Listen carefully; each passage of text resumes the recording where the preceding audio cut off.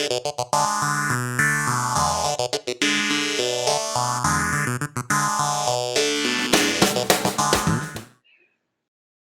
welcome to this episode of Akrinos Access. I'm Eric Matei, joined by Dr. Lauren Stevens as we're digging into growing a neuro optometry specialty practice. Dr. Stevens, hello. Thank you so much for joining us here at Akrinos Access. Of course. So, look, I know we've got a lot of really great things to get into. So, let's go ahead and kick it off and start by introducing you. You're 2021 graduate of the Ohio State University College of Optometry. And perhaps we'll start the conversation with how did you come to discovering this as a specialty that you wanted to pursue? Well, in optometry school, you're obviously exposed to all the different aspects of optometry. And that's one thing I felt like my school did a good job of, was like kind of showing you each little avenue that you could take, because we all think of optometry as, or the general consensus is just glasses and goodbye, right? But there's so much more that you can specialize in.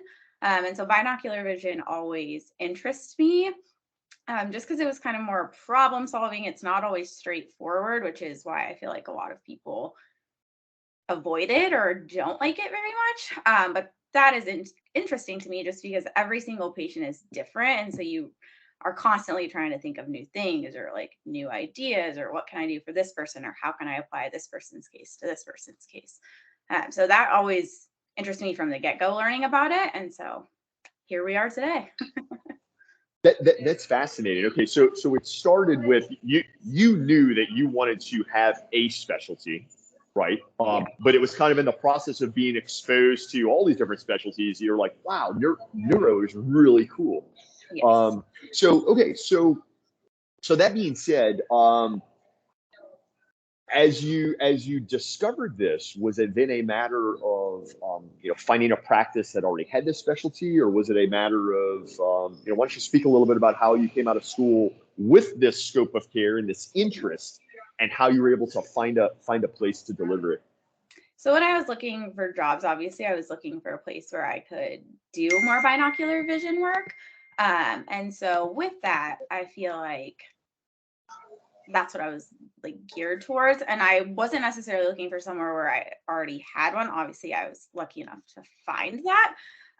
But I was just kind of like, here's what I'm interested in. I want to be able to do this. So everywhere that I applied, I was like, hey, I'm interested in XYZ. And obviously, binocular vision is a very, like, not a lot of people do it. So a lot of doctors are interested in, like, hey, if you market yourself as, I'm interested in this, this is what I want to do, they're obviously like, well, I don't want to do that, so go for it. But I was lucky enough where the practice that I'm part of already had a very strong binocular vision base. And so it was very easy for me to just kind of drop. I mean, not easy, obviously, you have to figure out your own stuff, but it was easier because it was kind of already set up. Those referral sources were already kind of, connections were already made. So, but growing into that has been very fun and interesting. That's awesome. Okay, so why don't you speak a little bit more about that, kind of becoming the expert, right? Because although the practice may have already had it established, clearly you still need to prove yourself as being the expert. So why don't you share with us a little bit about how you came to growing those referral sources, those relationships? Yeah, so I feel like for me, a lot of it has been reaching out to other doctors or patients, providers, and it's taken a little bit to get there, but having a good like letter writing system. I mean, we all feel like, oh, when we get a letter back about a patient, you actually do care what happens to your patient.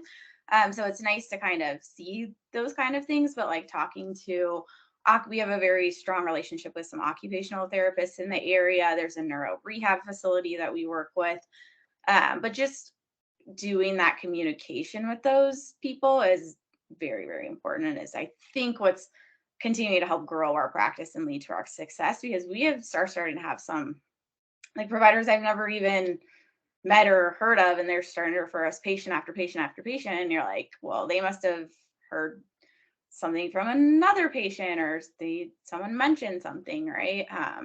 Specifically like a sports medicine doctor recently in the area started giving us a lot of referrals, which has been super Awesome.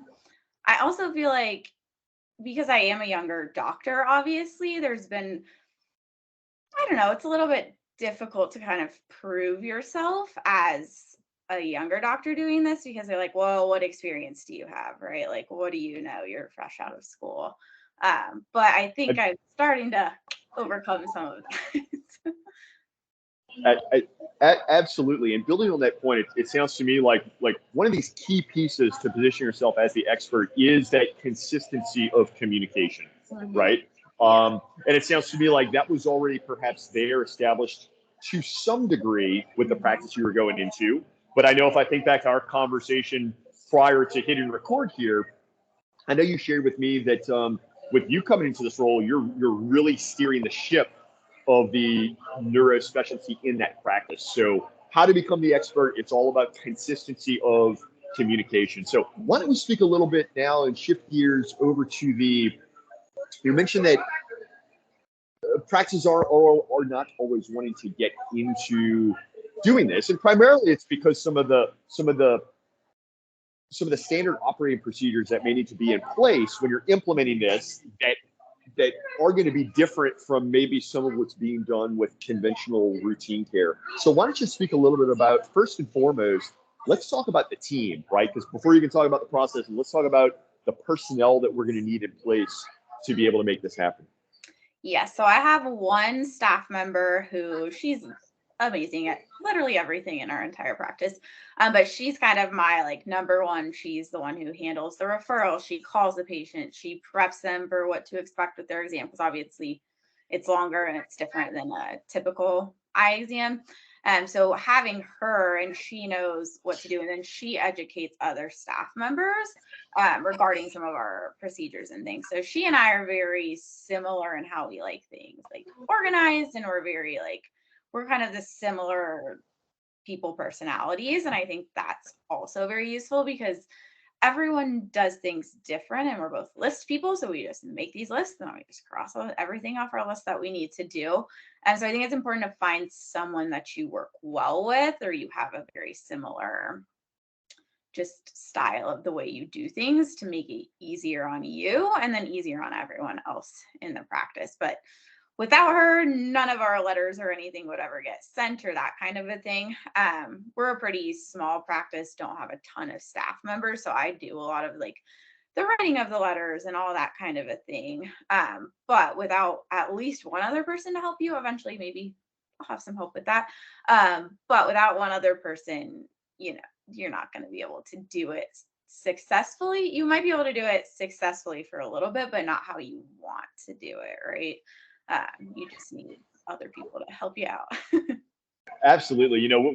We talk a lot about sustainability, right? And it's what a lot of practices are seeking, right? I mean, whether it's, hey, let's grow the bottom line, we're looking for not the next discount, we're looking for sustainable growth. Same thing as it applies to operations and processes. Same thing that applies to culture, right? Looking for that sustainability. So, okay, so if we're getting back to now talking about implementation of neuro, it starts with having that team surrounding you. And you said definitely one key staff member to kind of really own this. And you did mention a couple of key responsibilities they will have as far as following up with referrals. You were mentioning that patient communication, right? Because I know there's a lot of touch points that goes into delivering this care to these patients. Then you mentioned letter writing, obviously following up with the referrers. Again, going back to what you said, the constant communication with your referring physicians to really position you as the expert. This is awesome. This is amazing stuff. Okay, so now let's shift gears, and why don't you share a little bit about the platform that you use, about the approach you use through NVMI, Neuro Visual Medical Institute. And I guess for starters, how you came to utilizing that system, like what it does uniquely different, and how you're seeing that benefit your patients. Yeah. So my boss or our practice owner kind of came to me I can't remember when it was, like earlier this year, and was like, hey, this is something that's out there. And we kind of did phone calls with NVMI and all that kind of a thing. And it definitely seemed like something that would be of benefit for us to go there and train. And so I went there with my staff member to kind of train back in March or April.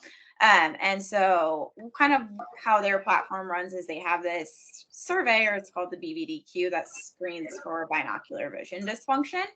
And so they obviously have their platform. People are searching, like, people are having double vision, they're having eye strain, and our worlds, we're so digital that everyone's having some of these issues, motion sickness, dizziness. And so people are out there like Googling things and YouTubing things. It's like surprising some of these patients. I'm like, how did you hear about this? What were you doing? They're like, I was on YouTube. And I was like, oh, well, I didn't know people were out there searching for some of that stuff. But yeah, they can fill out this little survey online, and then they can fill it out through their website. It's on our practice's website. And then it gets sent to us and it goes into some email, and then Ashley has their information and she reaches out to them to schedule them for an appointment or just talk further about kind of what our exam is and that kind of a thing. So I think that survey, first of all, is super valuable. Like, we give it to almost all of our patients, or like 50% of my just primary care patients are having headaches, eye strain, double vision, whether or not they caught to it at first, but with a little probing, people are having this problem. So that survey has been awesome in kind of screening for things. And then, okay, you scored X amount, let's bring you in for one of these more specialty exams.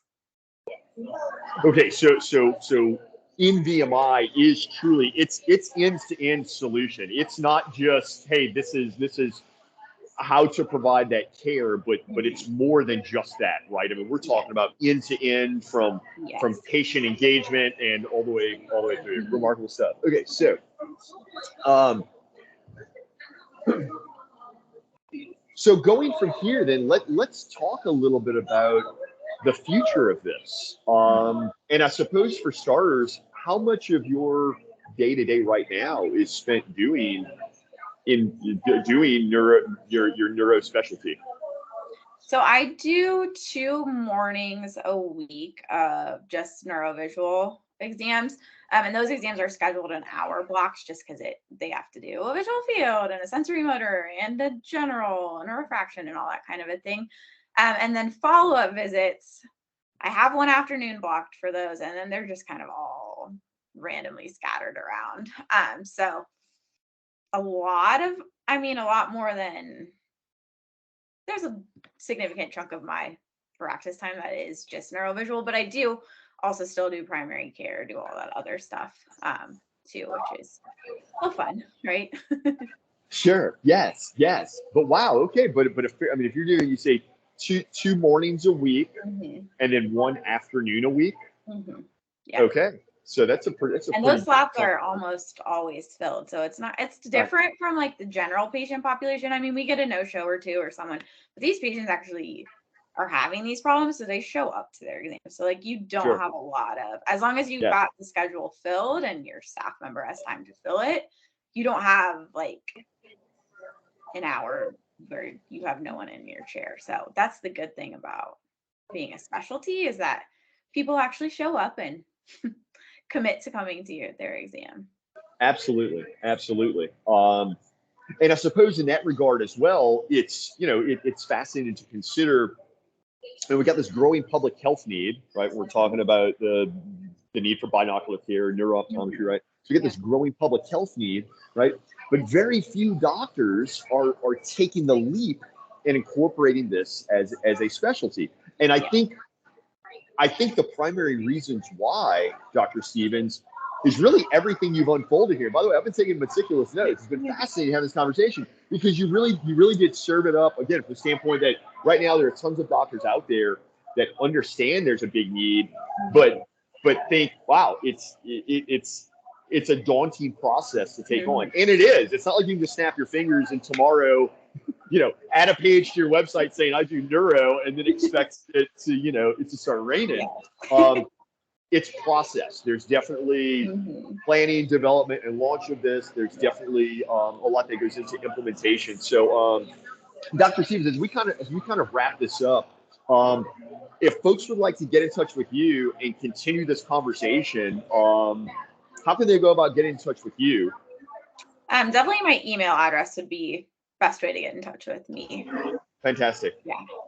And then regarding NVMI, I believe, well, what is the URL of the NVMI website? Well, I suppose if doctors want to learn more about NVMI, I suppose they can contact you as well. I know you work very closely with their team and can get them pointed in the right direction. Yep. Absolutely. Definitely. Excellent. Excellent. Well, Dr. Lauren Stevens, thank you so much for joining us on this edition of Akrinos Access and sharing your story and what it takes to grow and scale a neuro optometry practice. So for those of your viewers, thank you so much for tuning in. If you're looking for more great content like this, definitely subscribe to our YouTube channel, follow us across the socials, visit akrinos.com frequently for lots of great updates. And Dr. Stevens, again, thank you so much. Wishing you all the best, and we'll have to do this again sometime and catch up on how things are progressing and growing that that neuro optometry specialty. Yes, yes.